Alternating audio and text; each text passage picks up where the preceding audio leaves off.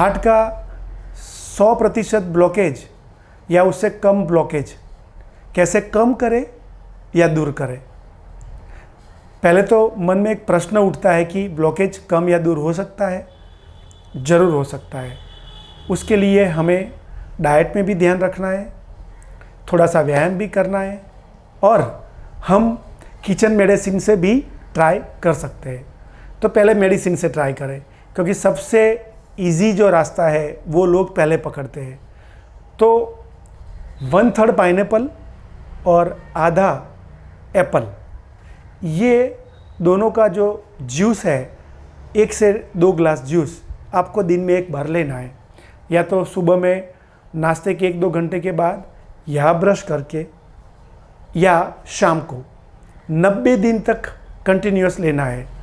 जब टीबी होता है तो डॉक्टर बोल देते हैं कि एक भी दिन अगर आपने दवाई मिस की तो और 6 महीने या 9 महीने लेनी पड़ेगी। तो डर के मारे भी करते हैं ना, इसमें ऐसा ही करें। और दोनों फल ऐसे हैं कि ख़राब नहीं होते हैं, कहीं जर्नी में भी है तो साथ में ले जा सकते हैं। छोटा एप्पल है तो पूरा ले सकते हैं, छोटा पाइनएप्पल है तो 1/3 के बदले आधा पाइनएप्पल ले लें।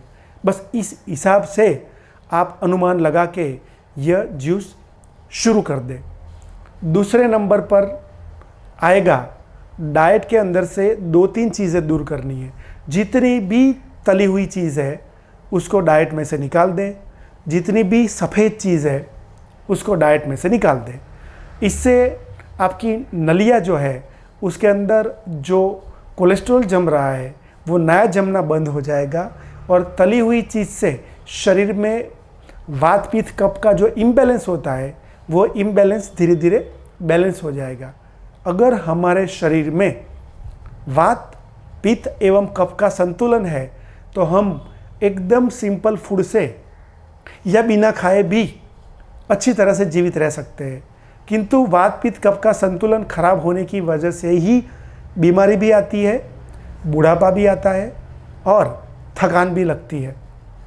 मूल विषय पर आ जाए तो यह डाइट में मैंने जो 2 चीज़ बोली है, सफ़ेद चीज़ उसको जितनी हो सके उतनी बंद कर दे, टोटल या पार्टली।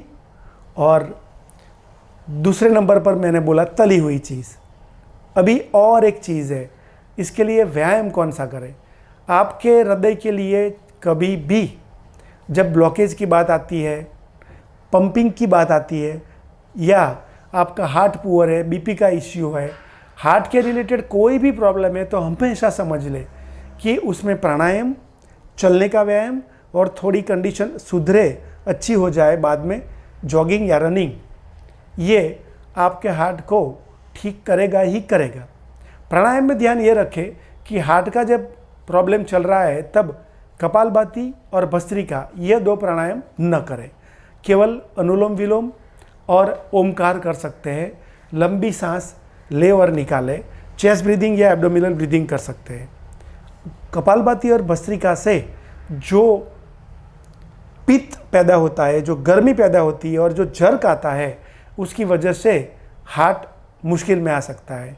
इसलिए हमें रिस्क को बढ़ाने का चांस नहीं लेना है। चलने का व्यायाम कैसे करेंगे। हमारी तो सांसें फूल रही है, 100% ब्लॉकेज है, 100% ब्लॉकेज है, फिर भी आप जीवित है ना। इसका मतलब कि कहीं से आपके हार्ट को खून मिल रहा है। उसको मेडिकल टर्मिनोलॉजी में बोलते हैं कोलेटरल बाईपास।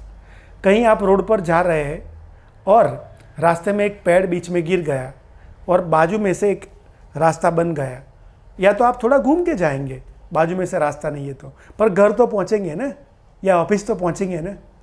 ऐसे ही बीच में ब्लॉकेज आ गया तो हमारा जो ब्रेन है, थोड़ा सा ब्लॉकेज हमारे शरीर में जब शुरू होता है, उसी क्षण से नई नलियाँ उगानी शुरू कर देता है, बनानी शुरू कर देता है। तो जैसे जैसे ब्लॉकेज बढ़ा वैसे वैसे कोलेटरल बाईपास शरीर खुद बना लेता है। तो जिनका 100% ब्लॉकेज है, उनके हार्ट को कहीं और रास्ते से खून मिल रहा है, इसलिए तो वह इंसान जीवित है। तो अगर आप जीवित है और आपको जिंदा रखने का काम मेरा है ना, डॉक्टर का है ना, क्योंकि मेरी और डॉक्टर की आयु की जो स्विच है वो भी परमात्मा के हाथ में, कुदरत के हाथ में।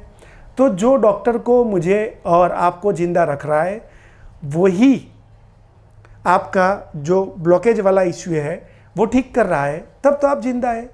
तो पहले डर साइड में रख दे, बिना डरे 5-5 मिनट चलना शुरू करें। धीरे धीरे 1-1 मिनट बढ़ाए, 2 दिन में बढ़ाए, 3 दिन में बढ़ाए। 3 महीने के अंदर तो आप 15 से 30 मिनट तक का वॉकिंग कर सकते हो ना। तो 30 मिनट तक आप पहुंच गए हो, दिन में 1 बार पहुंच गए, फिर दिन में 2 बार करें।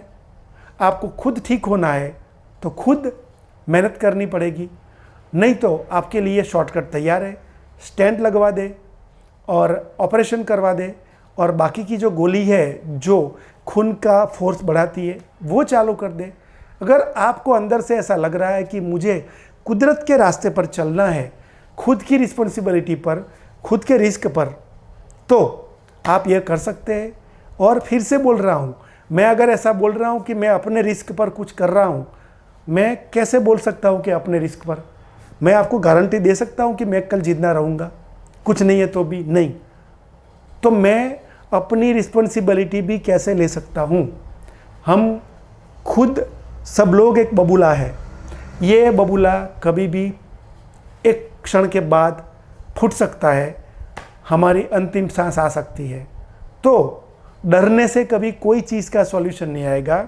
अगर हमारे अंदर हिम्मत आती है और सही रास्ते पर चलते हैं तो कोई भी बीमारी से हम पूरे या थोड़े कम मुक्त हो सकते हैं। कब्ज है, कैंसर है, जेनेटिक डिजीज़ है, ऑटोइम्यून डिजीज़ है। कई कंडीशन में पेशेंट के साथ दूसरे लोगों को भी उसको सहाय करनी पड़ती है, और जब पेशेंट खुद सहाय कर सके ऐसी स्थिति में है तो पेशेंट को खुद अपने को मदद करनी शुरू करनी पड़ती है। तब जाके ब्लॉकेज भी जाएगा, कैंसर भी जा सकता है। स्वस्थ रहे, मस्त रहे।